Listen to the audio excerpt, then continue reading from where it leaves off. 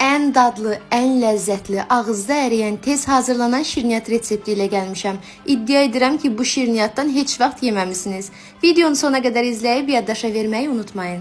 İlk öncə qaba 2 stəkan süd əlavə edirik. Mən hər zamanki kimi Pınar markasının südündən istifadə etdim. Daha sonra üzərinə yumurta, şəkər tozu, duru yağ, kakao və un da əlavə edib qarışdırırıq. Ərzaqların dəqiq miqdarını postun altında qeyd edəcəm. Daha sonra hazırladığımız qarışımı yapışmayan tavada hər iki üzünü 2-3 dəqiqə qızardırıq. Bu reseptlə zərif, incə və cırılmayan bilinçiklər alınır. Bilinçik tortunun hazırlanmasında və digər şirniyyatlarda da bu bilinçik reseptindən istifadə edə bilərsiniz. Keçək kremin hazırlanmasına qaba, qaymaq, pudra şəkəri və kakao əlavə edib mikserlə bərkiyənə qədər qarışdırırıq. Daha sonra bir ədəd bananı videoda göstərdiyim formada kəsirik. Bilinçiklərin üzərinə qaymaq sürtüb banan da əlavə edib videoda göstərdiyim formada bükürük. Üzərini zövqünüzə görə bəzəyə bilərsiniz. Mən şokolad əridib qoz qırıntılarından istifadə etdim. 4-5 saat soyuducuda saxladıqdan sonra nuş edə bilərsiniz. Hələlik.